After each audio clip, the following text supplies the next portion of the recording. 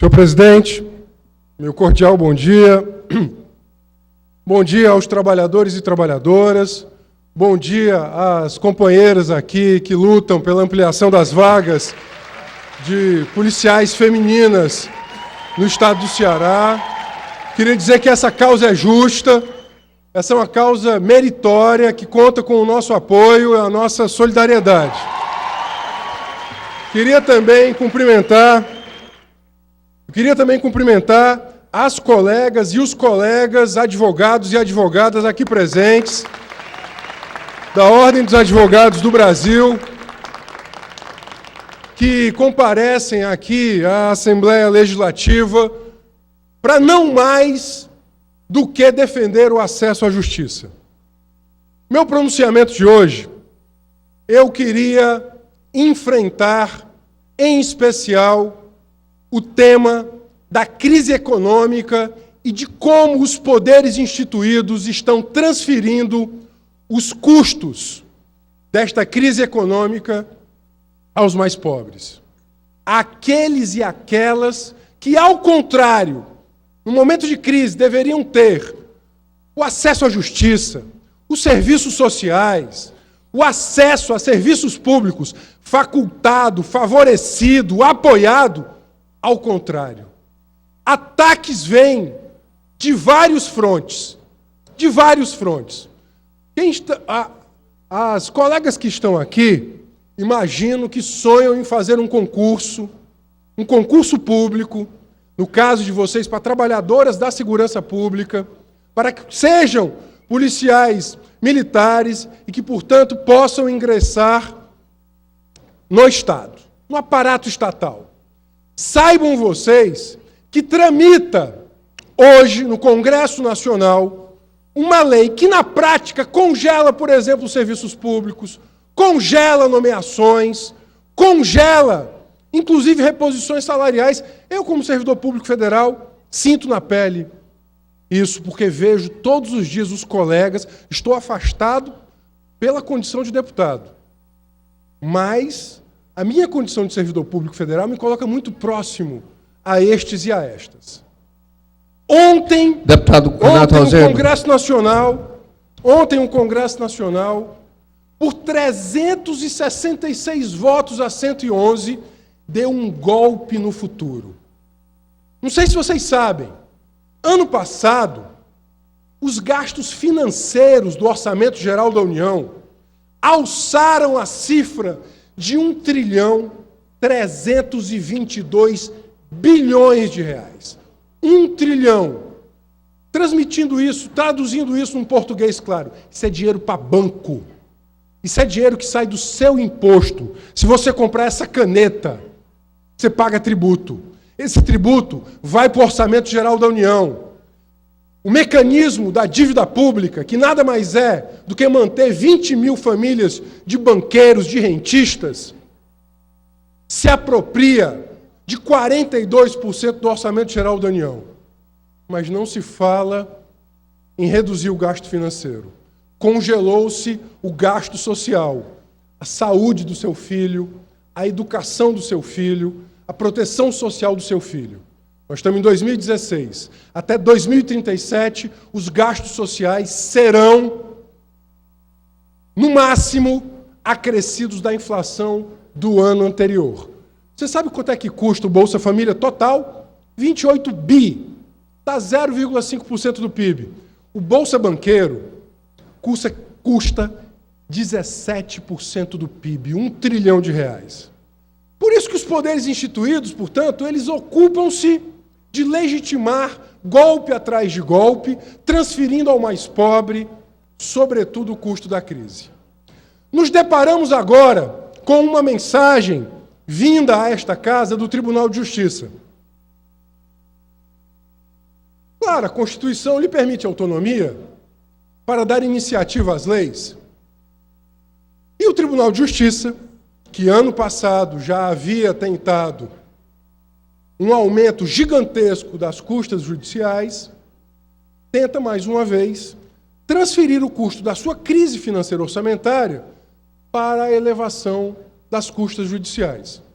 A colega que está aqui, que fez o concurso, Quem está em casa agora me ouvindo, talvez não possa, nesse momento, compreender que isso tudo faz parte de uma grande arquitetura. O que é a PEC 241, o PL 257, o PLS 204, que é outra monstruosidade em debate no Congresso Nacional, tem a ver, por exemplo, com o aumento de custas. Tem tudo a ver. É a ideia, é a arquitetura política, a arquitetura institucional dos poderes instituídos de transferir ao andar de baixo o custo da crise. Transferir sobretudo aquele e aquela que não pode se defender do custo da crise. Vou me demorar agora mais um pouco sobre esse PL do Tribunal de Justiça e da elevação das custas. Vejam só. Digamos que uma ação de alimentos, cujo valor seja da ordem de R$24 mil. Vou destrinchar isso para quem está em casa nos ouvindo. Digamos que uma mulher reclame 2 salários mínimos nessa ação de alimentos, R$880. Multiplicado por 2, da ordem de 1.760. Multiplicado por 12, porque assim define o Código Processual Civil. Estamos falando de algo da casa de R$24 mil. R$24 mil. Não mais que isso. Digamos que você seja a titular, a autora desta ação, e que você ganhe na casa de R$2 mil. Você sabe quanto é que você vai pagar de custas? R$1.600. R$1.600. Isso, na prática, é impedir a litigância. E isso, na prática, é reduzir a capacidade postulatória. Isso, na prática, é violar o acesso à justiça. Portanto, nós entendemos que não se pode transferir ao andar de baixo o custo da crise. Portanto, no mérito, a elevação está equivocada. Querem ver uma outra simulação? Pensemos que você lutou muito para ter um imóvel. Pensemos que você lutou muito para ter um imóvel da casa de R$200 mil, mas que você teve que entrar com uma ação. Uma ação, por exemplo, contra a construtora. Você sabe quanto é que vai custar?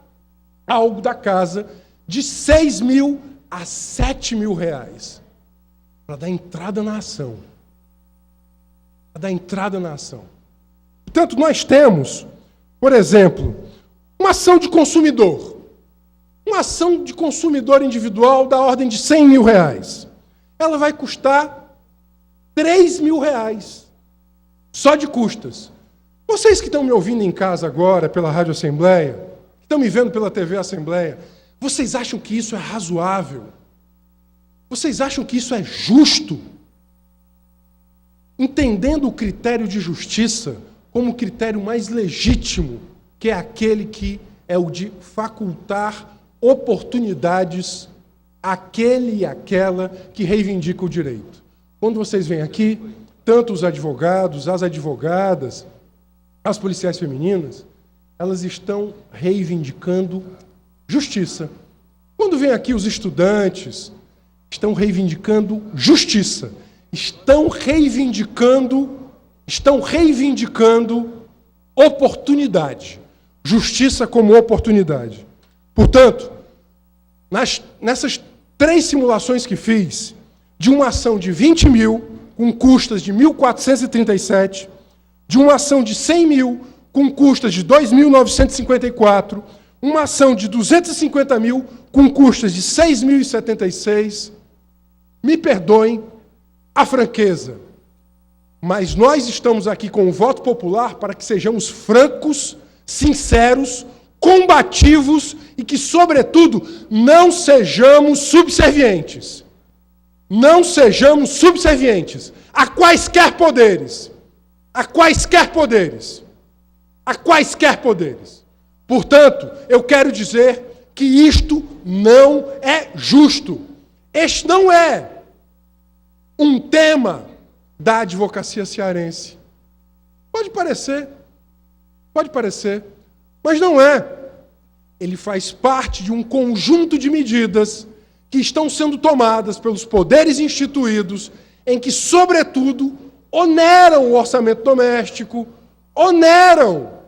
Não é só o grande litigante, não é a grande construtora, a grande corporação que litiga. Não é, sem dúvida alguma, a maioria das ações e as ações de maior vulto são dos grandes litigantes com maior poder econômico.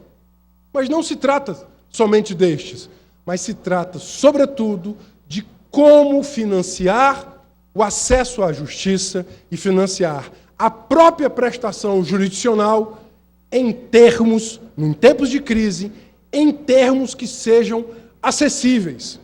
Um aumento desta ordem limita a litigância, limita a capacidade postulatória e, ao contrário, pode ter, inclusive, um efeito revés. Portanto, nos minutos que me restam, eu queria aqui fazer um apelo, em especial ao Tribunal de Justiça. Ouvi falar, o líder do governo não está aqui, que estaria afeito a apresentar um requerimento de urgência. Esta matéria não é matéria para urgência. Esta matéria deve ser debatida com a sociedade de maneira absolutamente aberta e democrática. Eu vejo aqui também representantes da Associação do Ministério Público. Até para debater com a associação, a urgência é desnecessária. Até para debater com todos os envolvidos, com a OAB, com a Associação do Ministério Público, com a sociedade, é necessário que a matéria não seja votada a toque de caixa. Portanto, tomara que o líder do governo aqui me ouça. Nós votaremos, se for apresentada a urgência, nós votaremos contrária a esta urgência. E no mérito, pelo que nós já colocamos aqui, não tem como ser favorável, porque ela limita, de fato, o acesso à justiça. Portanto, presidente, volto ao tema inicial. É golpe atrás de golpe. Ontem dormíamos um sono marcado por um pesadelo de 20 anos.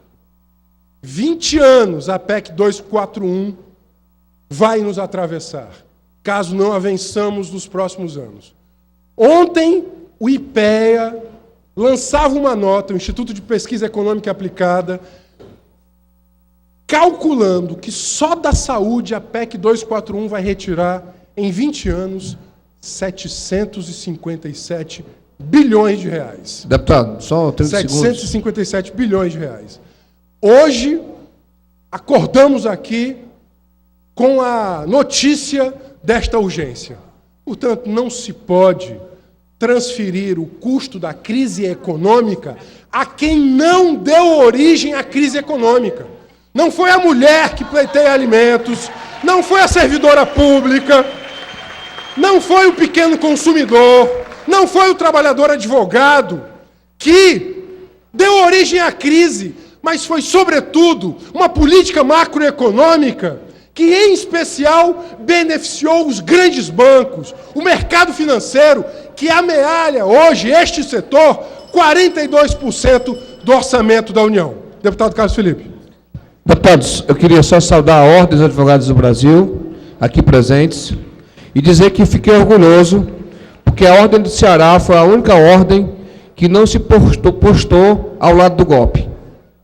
Eu queria dizer que esse golpe hoje, apertado também a nível nacional, com a 241, tão bem relatado aqui pelo nosso deputado Renato Roseno, do mal que ela faz a toda a sociedade, inclusive os concursos públicos, inclusive a chamada de pessoas que estão aprovadas nos próximos 2 anos, afetará diretamente os advogados que poderão fazer concurso para várias áreas.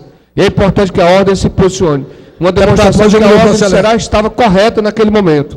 Eu queria saudar também as policiais femininas aqui. Com certeza a polícia ficará mais sensível às causas com mais mulheres dentro da polícia. E queria dizer, Renato, que você está absolutamente correto no que diz respeito à urgência. Absolutamente correto. Eu acho que as coisas têm que ser discutidas com transparência nessa casa e queria dizer que, com certeza, o meu voto de urgência não terá. A gente muito obrigado. Isso é muito importante de um deputado da base do governo.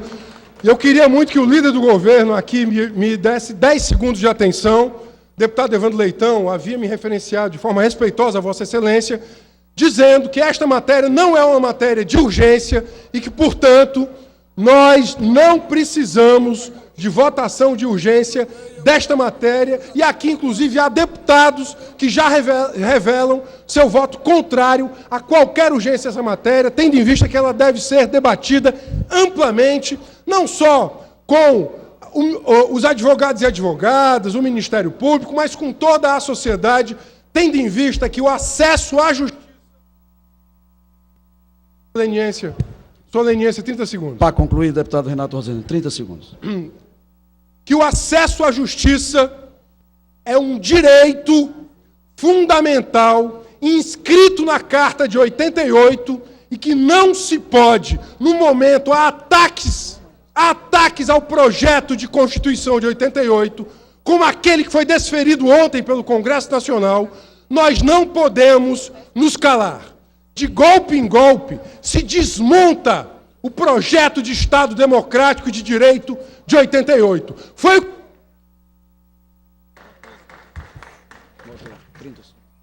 o que o Congresso Nacional fez ontem, e nós aqui no Ceará seremos combativos o suficiente para não permitirmos quaisquer reduções em destituições, em direitos e garantias fundamentais. Muito obrigado. Obrigado, deputado Renato Rosena.